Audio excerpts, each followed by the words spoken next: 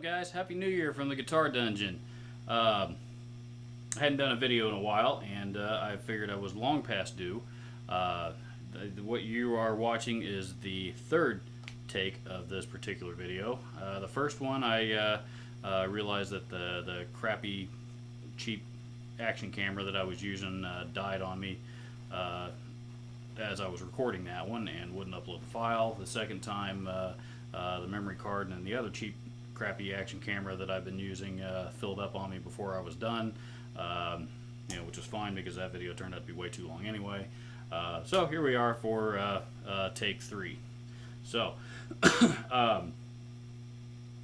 anyway, what I have for you today is, I wanted to do, speaking of cameras, I decided that I want to improve the quality of my YouTube videos in an effort to increase the number of subscribers that I have, as well as hopefully gain a little bit more of a following.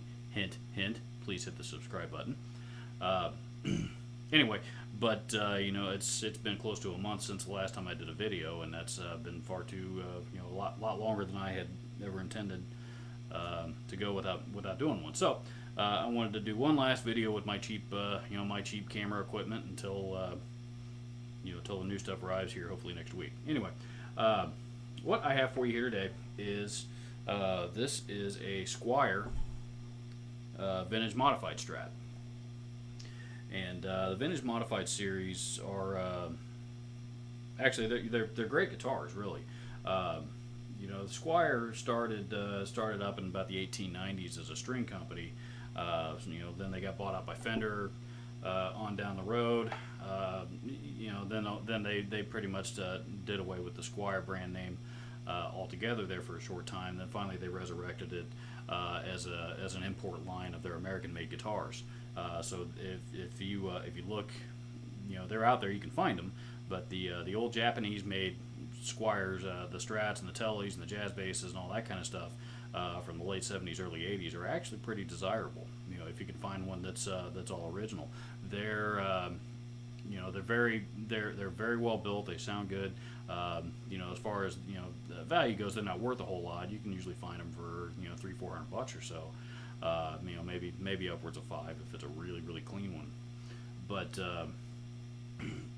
but they're great guitars. They eventually moved production of those over to Korea. There's not a vintage collector of the world that's ever going to buy buy a Korean guitar for collectability. So those aren't worth as much, but they're still very well built. And then eventually they started, quality started going down and down and down. As the years went on, next thing you know, you got a bunch of Chinese and Indonesian built guitars that are subpar, and they're pretty much that's pretty much the kind of thing that your beginners were starting out with, back in that era, myself included. So the stigma that a lot of people still have in their mind these days when they hear the brand name Squier is that they're cheap entry level guitars that that aren't worth anything. So they came out with stuff like the standard series, the vintage modified series, the classic vibe series, of course. They came out with all of those, with the idea in mind that they really wanted to put out a better quality guitar with the Squier brand name on it, something that the more serious musicians might actually have an interest in playing, and that's what we have here. This guitar is this one is actually made in India. This is actually a 2008 model, so these have been around for a little while. I want to say probably 8 or 10 years now, and they're again built. They're built really well.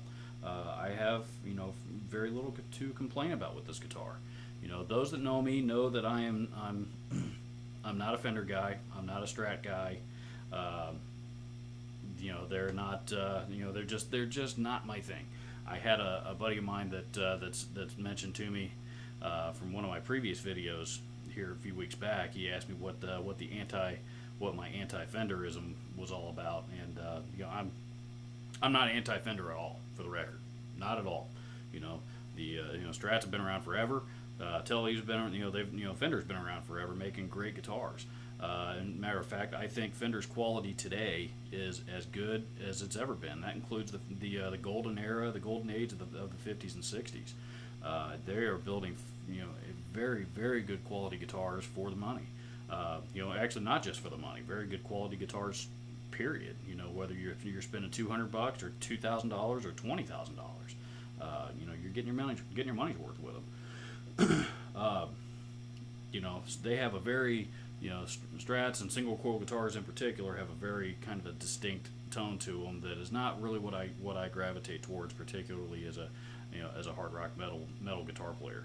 I'm definitely more of a humbucker guy, but there are times that I wouldn't mind picking up a single coil for certain things, and which is really the reason why I bought this guitar. Mostly just so that I'd have that Strat tone laying around if I needed it. Still get a good sound out of it, but not spending a whole bunch of money on a guitar that I'm personally not going to play very much. So, a little bit. This is a alder body guitar, alder body Strat, which many Strats are. This is alder body. Everything on this guitar is original, by the way. I think with the exception of the backplate. I think that got changed out here before I got a hold of it. But everything else is original. Alder body, vintage style Strat tremolo system that actually stays in tune pretty well. So, maple neck with a rosewood fretboard, bolt-on neck that is, and tuners on it are it's got some decent die-cast tuners. Probably not the greatest, the best things in the world, but they do okay. They stay in tune fine. Your typical Strat setup with electronics, 2 tone knobs, for the middle and the neck pickups, 5-way pickup selector switch, and of course a single master volume knob. And those pickups there are actually 3 Duncan designed SC101 single coil pickups. And I say that because obviously that's where you're going to get a lot of your sound from and a lot of your tone. And these are very, very, very good pickups. These are they're Duncan designed as Seymour Duncan's import line, and Seymour Duncan is another company that takes their name and their reputation very, very seriously. They're not going to put their name on garbage. So their import pickups tend to be pretty good quality. And these in particular for what I've been using it for, they maintain a lot of clarity, and then put out a good tone. And that's really all I can ask for. So. Single coils are definitely they're brighter than humbuckers. Really great for clean sounds. Believe it or not, very, very bright, classy, trebly kind of clean. And like I said, they sound great. They don't. The reason why a lot of rock and metal guitar players tend to prefer humbuckers is because they don't have quite the output that a lot of humbuckers are going to have, and they also don't have that real big fat bottom end tone that those types of players generally gravitate towards. So, but yeah, let's I'm going to play around with this thing here for a couple of minutes, kind of let you see how it sounds. All three pickups. I don't know that I'm going to mess around with the 2 and 4 positions. But I'm going to mess around with the 3 pickups individually. Play it on a clean channel and a dirty channel. Using the Marshall today. This is my old trusty 1991, I believe, Marshall JCM 900 dual reverb half stack with a 1960 412 cabinet. Plugged straight into the front with the I've got the ST31.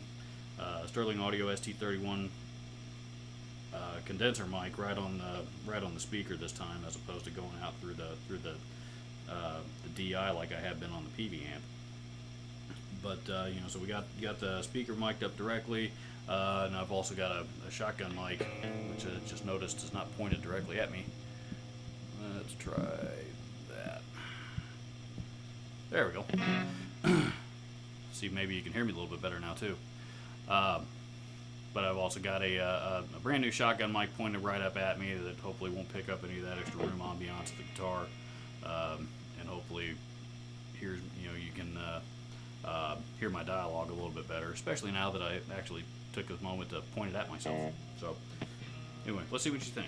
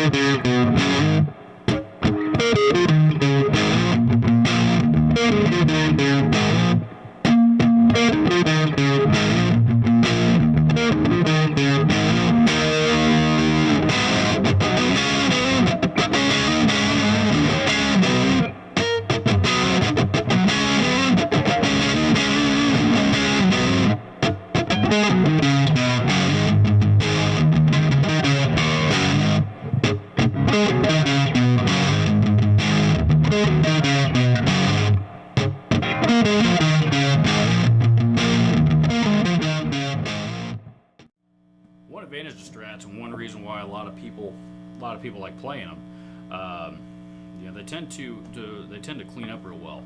And what I mean by that is when you're playing on an amp such as this one, that's got a lot of, obviously that's got a fair amount of gain coming out of it. I don't have the gain cranked. I don't have it cranked on this thing, but it's close. Probably about 75% anyway. And which I don't think I do. No, I take that back. Yeah, I got it cranked. Roll back the volume knob.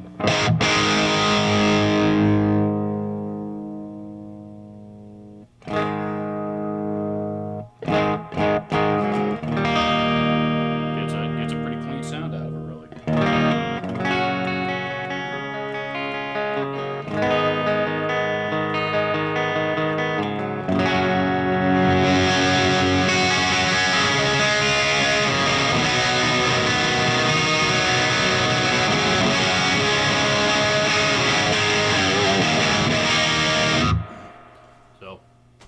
Pretty decent sound. Obviously it gives the guitar itself a lot more versatility. The amp that you're plugged into is gonna weigh a pretty heavy factor in that as well. But there's still a lot of people out there that prefer one-channel amps so that they're not doing the foot switch tapping thing all over the place.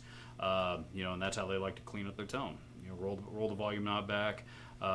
Maybe add a little bit of chorus and reverb, and you get a really clean, really cool sound and clean guitar tone. And there's still plenty of rock players out there that what you heard is a pristine clean, no, but it's definitely close enough, for their purposes, really even my purposes. I don't get too picky about my clean tone. Although this amp, I think, does have does a magnificent job of of a clean tone on its own, especially for a Marshall. So, a couple of things about this, guitar that just to wrap up. This one has, a lot of Strats are going to have either a 7¼ inch radius, which is the vintage fretboard radius, and the radius, by the way, measures the roundness of the fretboard. If you don't know what that refers to, the larger the number, the larger the fretboard radius, the flatter the fretboard is going to be, and a lot of vintage Strats and a lot of Strats that they're still putting out today actually.